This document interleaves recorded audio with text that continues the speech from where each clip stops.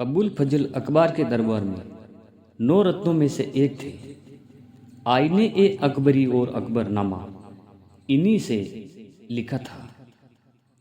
अबुल फजल को भारतीय इतिहास के महान लेखकों में से एक माना जाता है, क्योंकि 15 साल की उम्र में उन्होंने उस समय मौजूद फिलोसफी यानी दर्शन शास्त्र की सारी किताबें उन्होंने पढ़ डाली।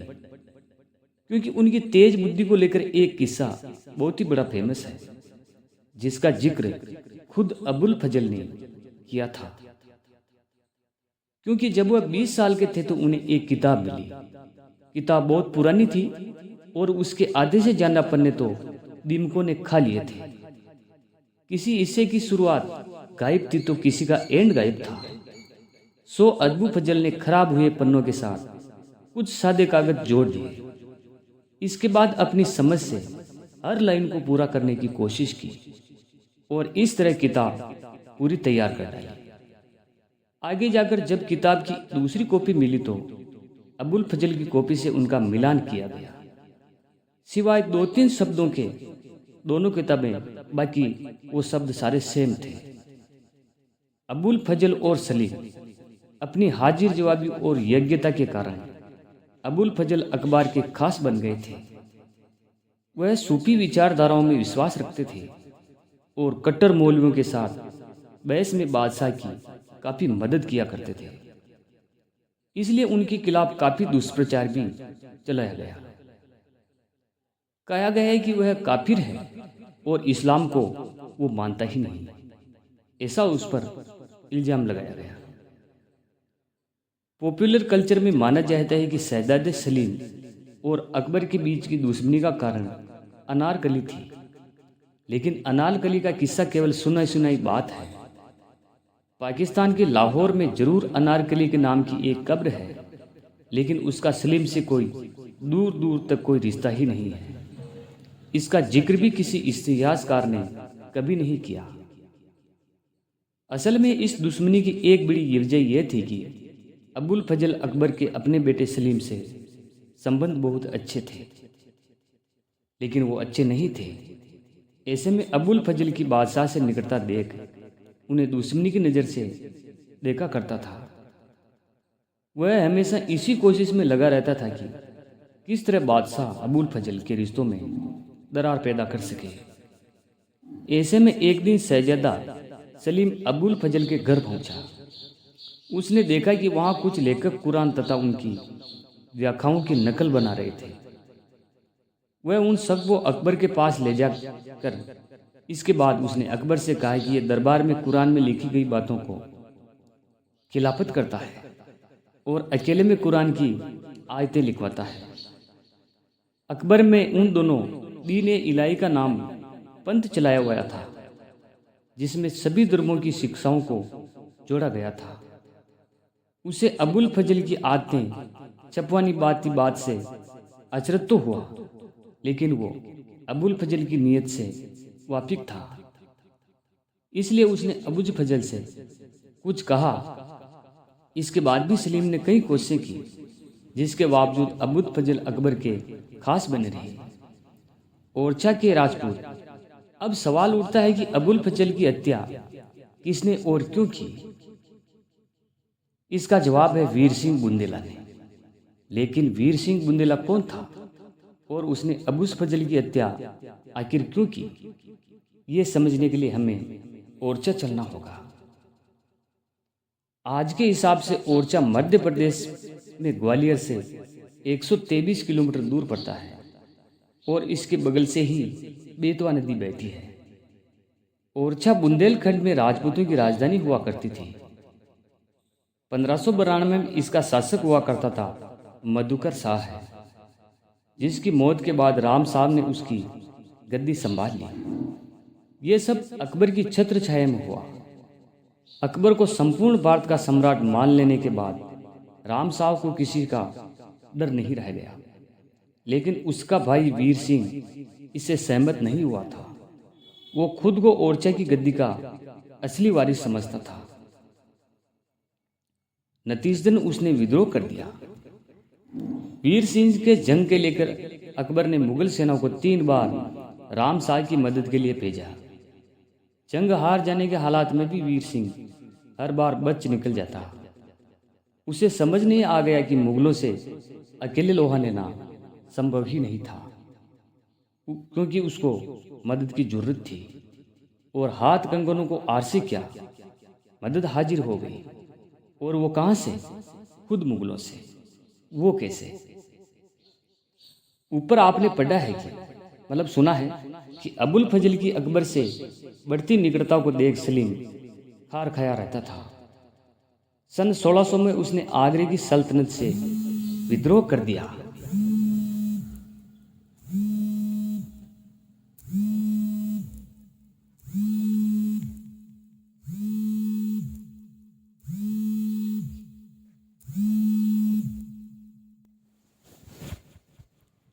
उन दिनों मुगल सल्तनत को लेकर एक कहावत काफी प्रचलित हो गई थी कि तख्त हासिल करो या ताबूत में जाओ। सलीम को किसी भी हाल में तख्त चाहिए था, और इस खेल में वीर सिंह सलीम के लिए एक ताकतवर मोहरा साबित हो सकता था। उन्हीं दिनों अकबर दक्षिण के मसलों में उलझा हुआ था। अहमदनगर की निजाम जाही और मुगलों की जंग चल रही थी। 1602 में अकबर ने अपने सबसे भरोसेमंद सिपाही व सलाहकार अबुल फजल को दक्षिण के मसलों पर निपटारा करने के लिए भेजा था। साथ ही साथ उसे ये हिदायत दी कि वापसी में वह सलीम से मिले और उसे मना लाए। जहां पनाह की ख्वाहिश सर आंखों पर सो अबुल फजल बादशाह की इच्छा पूरी करने दक्षिण चला गया। अकबर से वफादारी दक्षिण की एक घटना में उसकी वफादारी की झलक मिलती है। आखिर हुआ यूं कि दक्षिण की तरफ जाते हुए जब वह बुरहानपुर पहुंचा तो वहां उसकी मुलाकात खानदेश के अध्यक्ष बहादुर खां से हुई। खानदेश यानी नर्मदा और ताप्ती के बीच वाला रीजन। अबुल फजल की बहन की शादी बहादुर खां के भाई से हुई थी, इसलिए बहादुर खां ने अबुल फजल को अपने घर लाने का न्योता दिया ताकि खातिरदारी कर सके। अबुल फजल ने उससे कहा कि अगर वो बादशाह के काम में मदद करे तो वो जरूर उसके घर चलेगा। तब बहादुर खान ने उसे कुछ तोपे और रुपए भिजवाए। अबुल फजल ने उन्हें भी लेने से इनकार कर दिया और जवाब भिजवाया कि जब तक 4 शर्तें पूरी न हो तब तक वो कोई उपकार स्वीकार नहीं कर सकता। पहली शर्त यह थी कि उपकार देने वाले के साथ प्रेम का संबंध होना चाहिए। दूसरी शर्त यह कि उपकार देने वाला का उसके ऊपर कोई ऋण नहीं होना, और तीसरी वो उपहार उसने खुद न मांगा हो। चौथी है कि उपहार मिलने वाली वस्तु की उसे जरूरत हो। उसने जवाब में बहादुर खां से कहा कि पहली शर्त तो पूरी हो सकती है, लेकिन चौथी शर्त पूरी नहीं हो सकती, क्योंकि बादशाह अकबर की कृपा से उसे ऐसी चीज की कमी नहीं है जिसकी उसे जरूरत हो। इस किस्से से पता चलता है कि सलीम की सारी कोशिशों के बावजूद अबुल फजल अकबर का कितना वफादार था। अबुल फजल की दरियादिली के किस्से भी मशहूर हैं। कहते हैं कि दक्षिण की चढ़ाई के समय रोज अबुल फजल के लिए मनसब बिछता था, जिसमें रोज हजारों थालियों में भोजन आता और अफसरों में बढ़ता था। उसके खास नामों को ये निर्देश था कि शिविर के बाहर हमेशा एक नोकजी लगी रही, जिसमें दिन रात सबको पकी पकाई खींचड़ी बढ़ती रहती थी। दक्षिण से वापसी से काम निपटाकर अबुल फजल इलाहाबाद की तरफ बढ़ा। वो सोच रहा था कि किस प्रकार सलीम को मनाया जाए। वहीं इलाहाबाद में सलीम अबुल फजल को रास्ते से हटाने की तरकीब भिड़ाने में बिजी था। इसी काम के लिए उसे वीर सिंह सबसे सही आदमी लगा।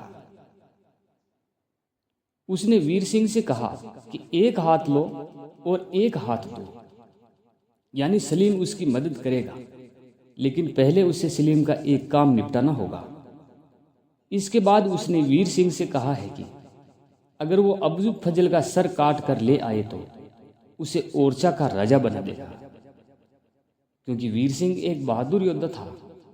उसने सलीम को समझाने की कोशिश की।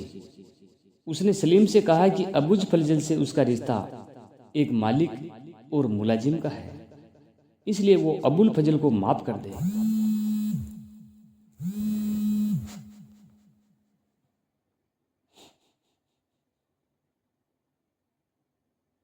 यूं खैर है,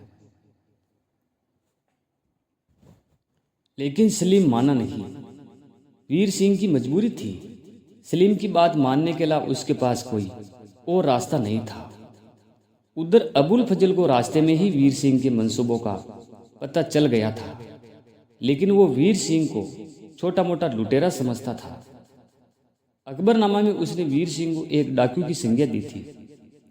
वीर सिंह की इरादे जान अबुल फजल के साथियों ने उसे चेताया। उन्होंने राय दी कि उसे मालवा से चांदा घाटी के रास्ते जाना चाहिए। इस पर अबुल फजल ने कहा कि डाकुओं की क्या मजाल है कि मेरा रास्ता रोक ले। दक्षिण से लौटते हुए अबुल फजल नरवर में रुका। वहां वीर सिंह ने एक छोटी टुकड़ी के साथ उस पर हमला कर दिया और आज ही के दिन 1602 को इस हमले में अबुल फजल की मौत हो गई। अबुल फजल अकबर का चहेता सलाहकार था।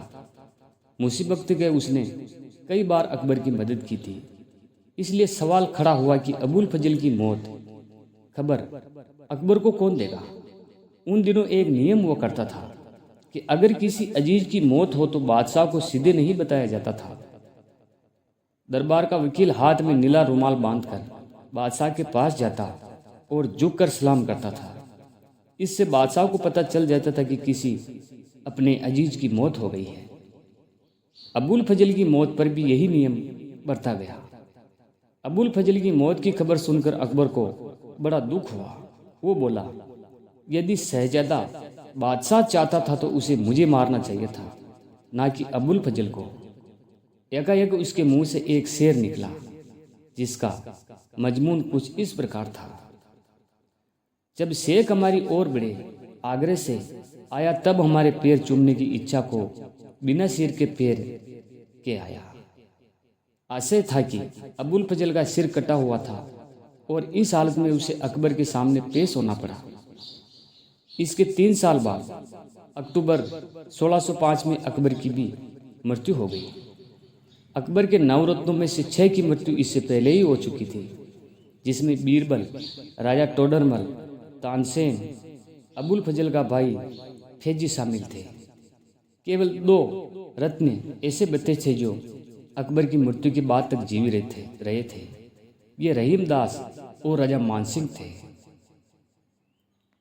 तो दोस्तों, ये थी हमारी कहानी। आपको वीडियो अच्छा लगे तो इसे लाइक करें और नए हैं तो हमारे चैनल को सब्सक्राइब करें। धन्यवाद।